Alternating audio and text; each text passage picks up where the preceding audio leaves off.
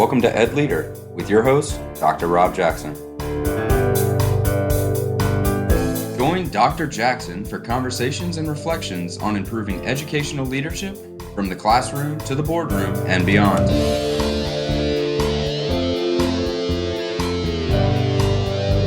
Educational leadership is an ever-evolving opportunity to make a real and lasting difference in the lives of students, parents, and the community.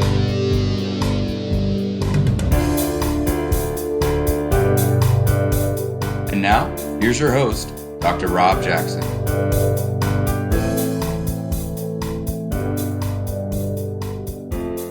Hi friends, welcome to the 7th episode of EdLeader. I'm your host, Rob Jackson, and I want to thank you for spending time with me today. Our EdLeader community continues to grow with new listeners daily, including our first listener from China this past week. Speaking of China, I'm certainly keeping all of those impacted by the coronavirus in my thoughts and prayers. As you listen to today's episode, I would love for you to be a part of the conversation by sharing your thoughts and comments on Twitter or Instagram at EdLeaderPod, or on Facebook at EdLeader Podcast. You can also find show notes at drrobjackson.com. Let's get to it.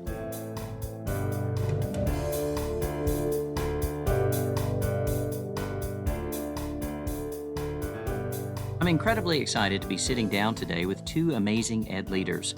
The three of us have worked closely together as thought partners and mentors in our state's Aspiring Superintendent Program. The program is in its 4th year and is designed for senior ed leaders who are considering moving into the superintendency. As I have worked with my guests over the years, I've been impressed by their thoughtful approach to educational leadership and by their desire to help others grow in their careers. My first guest is Dr. Pam Baldwin, the superintendent of the Chapel Hill Carrboro City School System. A former science teacher, assistant principal, director of teaching and learning, and assistant superintendent, Dr. Baldwin is known for her leadership and expertise, particularly in the areas of instructional leadership and equity. Also joining me is Dr. Ron Hargrave, the superintendent of Scotland County Schools. A collegiate athlete and a veteran, Dr. Hargrave is known as a leadership guru, having served as a deputy superintendent in a large school district, assistant superintendent, middle school principal, and as a high school business teacher and coach.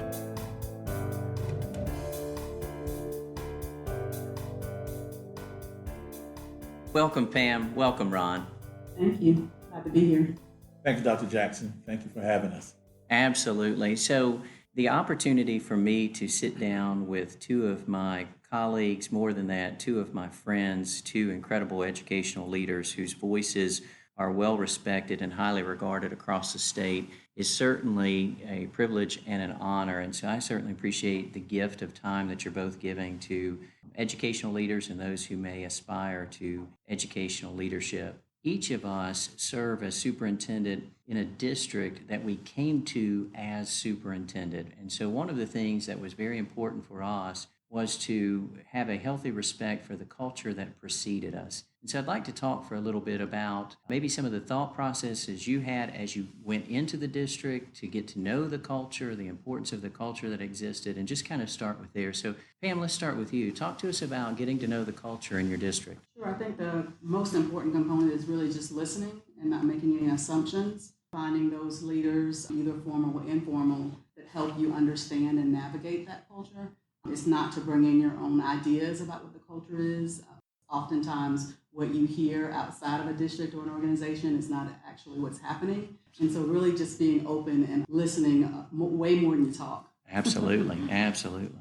Ron? I think in order to be a successful superintendent, you first must be effective.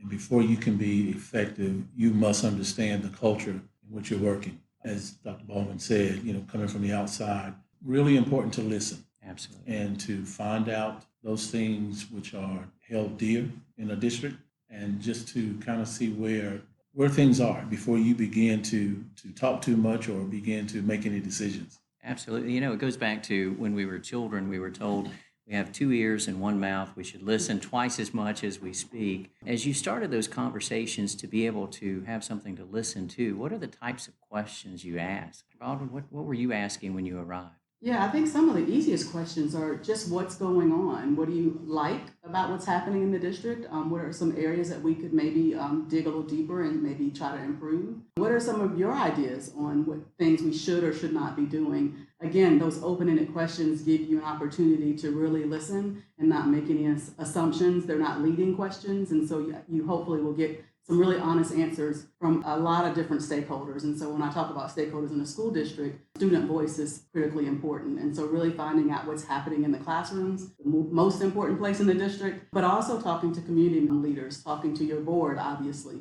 talking to employees in the district is extremely important. So you don't want to miss any of those really critical stakeholders when you're trying to find out the full picture. Finding out those things that are celebrated, when you ask people to think about our district, what are those things that you celebrate when you think about the district? And those things that if you could make a change, what would you change? And Pam listed a list of stakeholders to talk to. And I think it's vitally important to add to that list students. Absolutely. Because you want to hear their voice in the midst of all the other voices that you're taking into account. That's right. And especially early on, I think that we're probably more likely to ask those questions and listen to those answers. But we've all been superintendents about the same amount of time, roughly around 6 years or so. I would say, and I'd like to hear your thoughts on it, that it's just as important to be asking those same questions 6 years in as it was when we arrived. I agree. I think continuous improvement requires that you do that. And so if you stop asking questions, especially when you're attempting to either make change or create some transformation in your district, and you stop asking questions, you're going to be in trouble. And so making sure that you're monitoring, often asking questions. We don't want to do things to people. We want to do things with people. And that means that you involve them in the conversation and make sure that they're around the table at all times. That's so powerful, doing things with people. And not for this to sound like an echo, but those are very important, what Dr. Baldwin said. Just making sure that, what was the question? That's good. Well, but that's the point, right? That we continue to ask those questions and then ask questions about the questions we just asked so we really have that deep understanding. Right, just make sure that we're operating with the mindset that we're never good enough. And, if we're going to continuously try to improve every single day, every year, then those questions that we started out asking are just as important today as they were when we began this journey. I just want to also add that the impact and intent are something you continue to monitor, right? You think you're making an impact on a certain goal or stat, and when you actually dig in and have a conversation, maybe there's a different impact on certain groups, on the outcomes that you didn't intend. And so making sure that you're looking at your intent and talking about the intent, and then also then looking at the impact to make sure that the goals, the strategies that you're utilizing are giving you the results you intended. Absolutely. And you hit on something there, Dr. Baldwin, in terms of the multiple perspective, ensuring that we're really getting the perspective from all the various groups that are the loudest groups perhaps, and those groups who may not speak up. They're just as important, and making sure we're having those conversations and asking those questions becomes really important. When you talk about those groups that won't speak up, oftentimes you find these may be people like your teacher assistants, your bus drivers, or your custodians, and they really have vital information. They really have a voice that we need to make sure that we're hearing and we're taking into account the things that they have to share, because they have direct access to our children. They know everything that's going on in our buildings, and so we want to make sure that their voices are counted as well. Absolutely. And, there's something to be said for, the superintendent is one employee of many employees in the school district, but when the superintendent shows the value of someone's personage by going to the custodian and saying, how does this impact you? I want to hear from you, or going to the teacher assistant or the person in the cafeteria or the bus driver, I think it sends an important message to the entire district about how important every single person is and how we value every single voice and the perspectives of all. And I think the key to what you just said definitely is going to. So we need to find ourselves at the bus garage. We need to go to the actual buses. We need to actually go and talk in the workrooms in the schools and have those conversations in our neighborhoods. We could do that from the district office. It would be ineffective. And so making sure that we get on our feet and move out into our community and move out to our important stakeholders, including our students, to make sure that we go to, and we should not be expecting people to come to us. Absolutely. I just think that's absolutely crucial. What other characteristics or qualities do you look for when you're looking for a principal or a building leader in your school districts? I think it's important to find someone that understands the importance of listening and not just hearing words, but as you listen to, try to understand the core of what someone is trying to share with you. Everybody may not be as articulate as we would like them to be, but they have a message. And if we listen carefully, we can understand the message that they're trying to share. I do think it's important that you're humble. We wouldn't be in leadership positions, and we're not going to hire people that don't have the intellectual ability to be in those positions. And I think people recognize that about leaders. But you need to be humble. You need to be a person that is approachable and someone that is willing to get their hands dirty. As Dr. Baldwin said earlier, we can sit in our offices and we can give all kind of directives and all kind of directions, but it's important to be a part of the success that you're trying to build. It's important to have your hands in that vision that you're trying to create and ensure that that you don't end up on this journey by yourself. That's right. That you're bringing all the stakeholders along with you. Probably another way to say it is that you're allowing them to lead, and you're following their direction to ensure that true success is not something that just happens in patches, but it's sustainable. And I would just add, the easy answer for me is instructional leadership because that's what I do. But I would say that maybe it looks different than just teaching and learning. I need to find a leader. We all need to find leaders who can create an environment which learning can happen. And that's just not knowing the content and knowing pedagogy. That's really understanding what students, what children need, and being able to support adults to make those things happen. And so in an interview process, I'd like to hear what that looks like, sounds like, feels like to that leader. Creating an environment in which everyone is a learner, creating an environment where everyone is being supported in some way by another individual, and that is critical to the mission. And so asking those questions around scenarios where they have created environments in which people feel like they can grow and be professional and support one another is extremely important. The best principals I know are principals who may not be the strongest instructionally, but can create an environment in which instruction, teaching, and learning happens in a way that is powerful for children so that they are successful in life and not just good at science. Absolutely. That ability to empower others, to release the strength of others in a way that we're all working together in a collaborative nature to be the servant leader. I mean, it's almost cliche to say servant leader, but really that's what I'm hearing from each of you, this going to lead by serving. I'm going to empower you and remove hurdles and remove barriers for our teachers to be able to go forward with instruction. I want someone that understands when they say all means all, that they really understand what they're saying.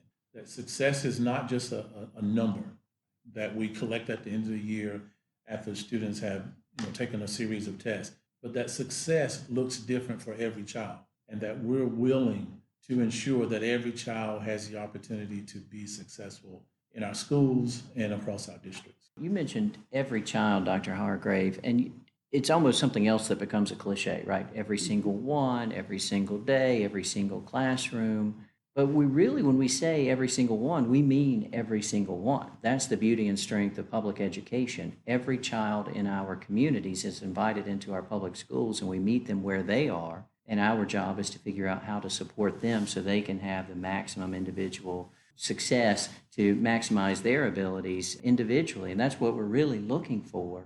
And so I think that it's not only finding those characteristics on the front end, but as Dr. Baldwin alluded to earlier, someone who continues to do that, has the grit to continue to do the work, continues to get out of their office, not just when they arrive in the building for the very first time, but on a consistent basis. Certainly, I've said before, you can tell if a principal is in their classrooms all the time, the first time you walk through the building with the principal. If the students are surprised or excited or their eyes light up because the principal's walking in the room, then it tells me the principal's not in this room very often. But when the students ignore the principal walking in the room, then the principal must be in the room quite often. How important is that, just being out and about in the building? Dr. Baldwin, instructional leadership, that's your forte. You're known for being an amazing instructional leader, but how important is presence in the classroom for a principal? Well, I always say, I don't know how in the world you would lead an organization if you didn't know what product you were producing and how you were getting there. And so the only way to know that is to see it happening. That includes the superintendent, but also definitely includes our principals and all of our other instructional leaders in the district. And so being in the classrooms, being in the hallways, listening to students in their informal interactions as well is really important to understanding how to get at what you were just talking about, meeting them where they are. We should not be asking parents to get students ready for school. We should be ready for the students that show up at our schools. And looking at it from that lens, understanding that we're not looking at a deficit lens, we're looking at strengths, we're looking at gifts that all children bring to our schools. You do that through understanding that seeing what's happening in the environment matters. And so when you are in classrooms, in hallways, on the playground, having conversations with children, you learn so much about them. You learn so much about what your instruction should look like that it is critical that everyone involved in that process should be right where the work is happening, which is in the classroom. So one piece of culture I'd like to talk about for just a moment is tradition. Now, I have electronically anyway a copy of a picture I absolutely love. The picture is of my good friend, Dr. Ron Hargrave. He is the superintendent of Scotland County Schools, home of the Fighting Scots. And Dr. Hargrave in this picture is actually directing the marching band, and he is standing there on the drum major's platform wearing a kilt as a Fighting Scot. Now, I'm guessing that was probably the first time you'd ever put on a kilt, Dr. Hargrave. Maybe not, but you put it on. That was the first time. Okay, it was the first time. And so at a football game, you're wearing your kilt, directing the band. Why was that important from a tradition, from a cultural standpoint, for you to do that and be seen doing that, Dr. Hargrave?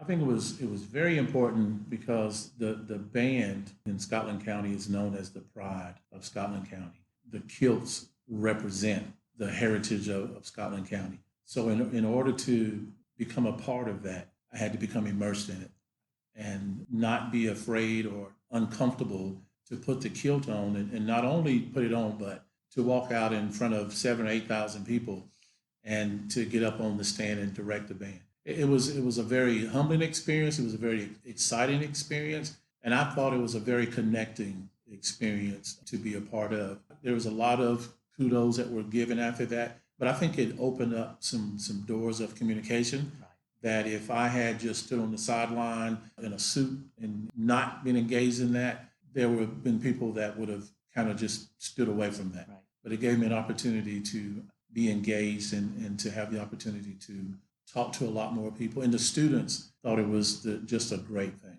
Absolutely. Well, you visibly demonstrated your appreciation for tradition and the culture of the school and of the school district. It's really one of those moments where it really captures the importance and an opportunity to see here is someone showing respect for this culture and really demonstrating their appreciation for the culture. How important is tradition in your organization, Dr. Baldwin, and how important is it for superintendents and educational leaders to appreciate? Sure. I think in education in general, we're a very traditional organization, a business. So it's extremely important. I think it's important to understand the traditions. I think that traditions can be amazing. As a former high school principal, one of the most traditional entities in the world, you know how important they are for the student section and for mascots and things like that, football, obviously. Absolutely. But I also believe that they can sometimes be damaging, and you have to understand where that line is. And as a leader, you need to also understand how you respectfully work on that with the team. And that takes quite a bit of skill, doesn't it? It absolutely does. And I think a lot of us have learned that either in the coaching arena or some kind of team sport arena, and working with your team to really address those unhealthy and healthy traditions in a way that's positive for everyone. So I would say in Chapel Carrboro City Schools and every district I've been in, they're extremely important, and you should be respectful of them. Try to understand, ask a lot of questions again to make sure you understand. And participate when you are able to, as my colleague has indicated with his kilt. I think that's really important. You know, if you have a student section, go in the student section. You know, talk with the students, hang out with the faculty and staff at a ball game. Absolutely. You've got mail. Just when everything is going perfectly, someone makes a choice that lands squarely on your desk. What will you do, and how will you handle it? It's time to check the inbox.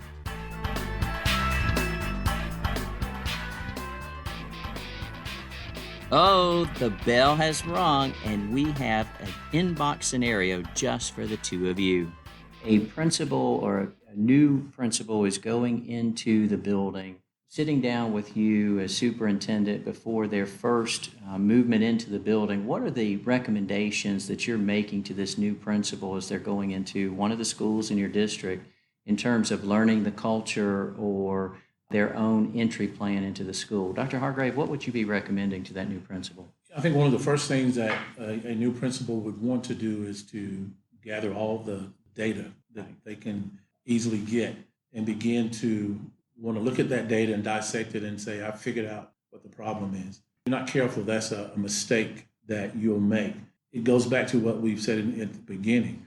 You have to listen. You have to have conversations. The data is there. You will always have access to the data, but you need to know those conversations behind the data. You need to ask, questions that begin with why, and get people's perspectives on what is going on in the building, how things operate, and again, involve the students in that conversation as well. But one of the worst things we can make as a leader is to go into any situation thinking that we figured it out and that we know what's going on before we've ever had the opportunity to sit down and talk with anyone. Yeah, I think it's fascinating sometimes when you talk to leaders and they talk about this big, bold vision without having any other information. And so I often chuckle when people ask me, what is your vision? First of all, it's not my vision, it's our vision. You cannot make a vision. You can make a kind of broad conversation around a vision generally about education. We obviously want all students to be successful. But to truly have a vision, you have to understand the data and the stakeholders and the people in the organization. And so I would say, very similar to what my colleague has just said, is to really listen and to build that vision with those who are impacted the most. And that is everyone in that building, including the community as well. And so having that conversation and letting people talk gives you all the data you need. And sometimes just sitting in a room and staying silent and listening to other conversations provides you the ability to begin to build a vision with them. And again, that goes back to if you walk into a building and you have in your mind what the vision's going to be, you're going to find yourself in a struggle. Absolutely. Because then you're trying to sell something. And it's not about selling. It's really about bringing people with you and creating that vision together. And the only way to do that is to actually have them involved in creating it. You're exactly right. That building together, that collaborative vision that we've created together. It seems like I'm hearing from both of you this need for a leader to approach a new situation really in a humble manner, right? We certainly want confident leaders, but we don't want cocky leaders, right? We want someone to come in and truly value the perspectives of the folks who've been in the building, particularly those who've been in the building for quite a while, because they know the history, they know the traditions, they know, as you said, Dr. Hargrave, the why. Fifth grade scores weren't very good last year. Well, what you may not have known is that the teacher was going through a major life illness. But that wouldn't show up in the data that we might see just looking at numbers. But that why question you were referring to certainly would indicate that and would give us the opportunity to understand the data. But coming in a humble fashion, I would think is something that's important. Well, I tell you, I so appreciate your gift of time to educational leaders across the state. In my journey as a superintendent, I have been blessed to have colleagues and friends like the two of you, Dr. Hargrave, Dr. Baldwin, Ron, Pam, just being able to call you, to email you, to share with you. I am working through this particular thing, and knowing that you're going to give me your very best advice, and it's always sound advice, means so much. And that's really the nature of education anyway, that collaboration. And so thank you so much, both of you, for your time, for all that you do to make a difference in so many lives, including mine. Thanks, guys. Appreciate you. Thank you. Thank you very much. I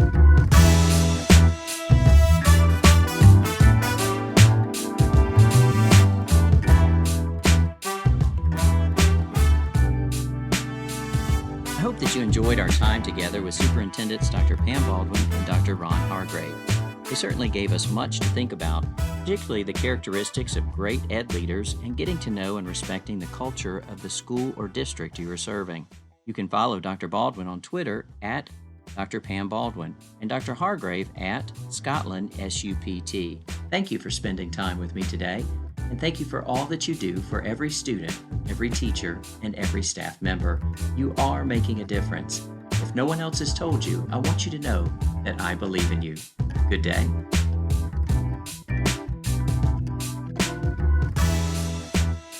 Thank you for listening to the EdLeader podcast.